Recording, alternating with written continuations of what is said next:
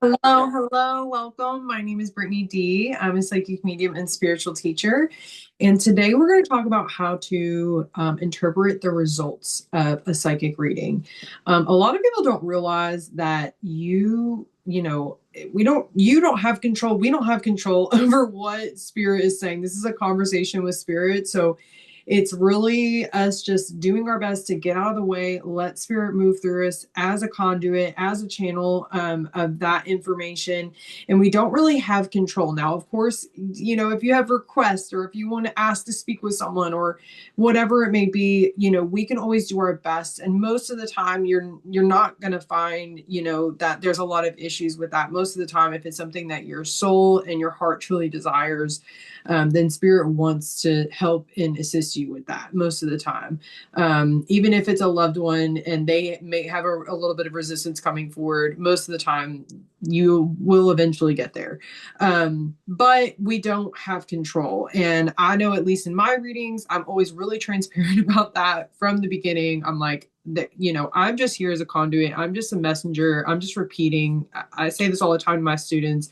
I'm just repeating shit. I'm literally just repeating what I'm seeing, sensing, feeling, hearing, what is, moving through me. So we really don't have, control over the things. It's really just us repeating and sharing with you what we're receiving from spirit as the in between. And also, what's really going to impact your, the results of what your reading is and your experience is about how you are coming to the table, and how you are interpreting things does matter. And if you're being open, or if you're really allowing the reader to tap into your field and to get the information. If you're sitting back and you're closed, or you're not tuning into your own energy and your own intuition, then it is going to matter, and it's going to impact the reading and the results that you get and how it integrates later. So it is important for you to follow your intuition and to really be in a safe space and to really trust who you have opened your soul to. It really makes a big difference of not only just what you feel and you experience walking away, but also how the reading goes in real time, which we'll get into that in other videos. But as far as interpreting what the results are, your energy matters too, and how you personally interpret things is going to impact how you interpret your reading. So that's definitely a part of it. And that messages can come through in pieces. It's not always, a long story that is fully formed with a pretty bow on it delivered to your doorstep. Sometimes it is, but sometimes it's just one little piece of information, one little, nugget that might not even make sense in that moment, but makes sense later on. And I actually have, a good example of this is whenever I was doing readings at this festival. This was a few years ago now. I had someone come sit in my chair. It's a little 15-minute reading, it was vending. So just doing little mini readings. And the man that came and sat in my chair was very resistant. He did want a reading, and I could tell that he was open enough to get a reading, but what was coming through was essentially a lot of stuff about his relationship and how he essentially needed to exit this relationship, and that this person was dishonoring their union and their agreement to like only be with one another, and just different things, things that I do truly believe that he knew, but was just not fully accepting. And at the end of his reading, all of this stuff was really actually very clear, on point. It was almost kind of like a story. Spirit was being very clear and direct. And then at the very end, we had like 2 minutes left on the timer. And at the very end, they just kept saying over and over and over again, so clearly and so loudly. They were like, Reptar, Reptar, Reptar. And I'm like, Reptar? What does Reptar have to do with their relationship? We've been talking about their relationship for like 10 minutes now, 15 minutes now. What is Reptar have to do with any of this? And they kept saying it over and over again. Like, I'm talking like 15 to 20 times in a row and loud and clear. And so finally I was just like, they just keep saying Reptar over and over and over again. Like, Reptar is Reptar relevant? And they're like, now at this point, he was already like not, like, I mean, open, but like also like, I don't know about all this stuff that you're saying. And but I could feel on a soul level he knew, but he was in resistance. And then I throw out this random word, right? That he's like, Reptar, what are we talking about now? Um, and so then later on in the festival, it's probably a day or two later, I am walking with a group of friends. And or no, I think it was actually the same day. I'm walking with a group of friends and I hear this man and he's got this big pole in his hand. If you know anything about poi, he's got like a staff where it lights fire on both ends. And he's got it in his hand. And he's like running towards me. And then he runs up to me and he's like, dude. I'm like, what?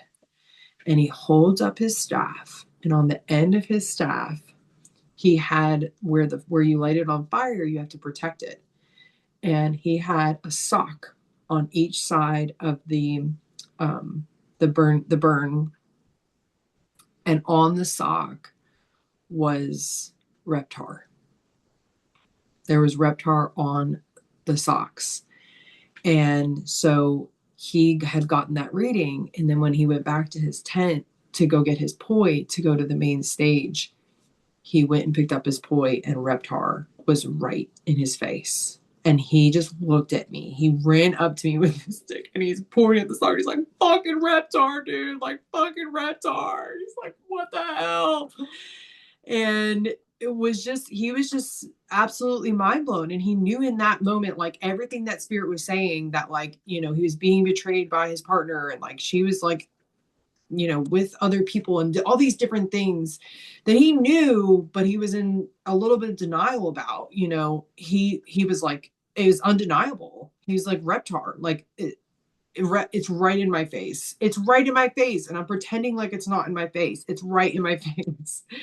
And so sometimes it's random like that. It's random and it doesn't seem to make sense. And then later on, the pieces reveal themselves and they show themselves and it lands and it makes sense. So, that it can come in a full picture and in a full story, and they can be sometimes really clear and kind of show you all the pieces. But a lot of the time it comes in little tiny pieces, and then you're kind of weaving things and putting things together, or things are making sense later. So as much as I would love to deliver something that was always super clear and you knew exactly what they were talking about, that is just not the magic. That's not how how it works, because it wouldn't be nearly as magical, which is what I think. But and I also think that like your intention matters, like what you're bringing to the table. And I always ask every person that I sit with, if you've ever had a reading with me, that I always ask before we drop in, before I do prayer, like what your intention is, what you're bringing to the table really does matter, and it affects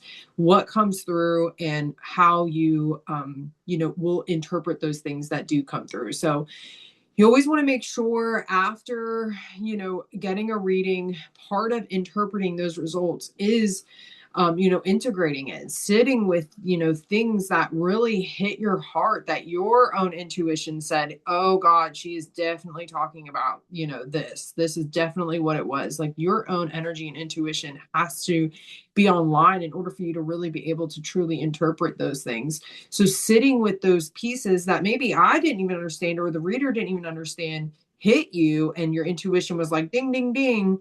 Maybe we didn't even know, but you knew. And so sitting with those things later and kind of, just marinating on them, seeing what spirit is trying to bring forward or trying to bring to light with that. And then also noticing these synchronicities that come together, like Reptar, it's like he couldn't deny that was a meaningful coincidence. That's what synchronicity means, is meaningful coincidence. He knew that was not a coincidence. Like it's right in his face. What they were like, what she was saying is on point. You need to listen to her. fucking reptar. So it's like these synchronistic moments, they help you to interpret the reading and what you are like meant to get from it. And then the last piece I think is also really helpful is to just reflect, maybe journal, maybe talk with a friend, talk with, a family member, or, especially if loved ones come through, it can be really, really helpful to talk with family members and say, like, did they do a bunch of sewing? She was saying something about her sewing, or whatever it may be. Those things that were brought forward, they might not completely make sense to you, but as you reflect and you journal about it, or you talk with other people in your life about it, things might come to more clarity. So I hope that this was helpful for you all. If you'd love to book a reading, I would love to meet with you. Just click the link in my description, and I will see you all soon. So much love, and namaste.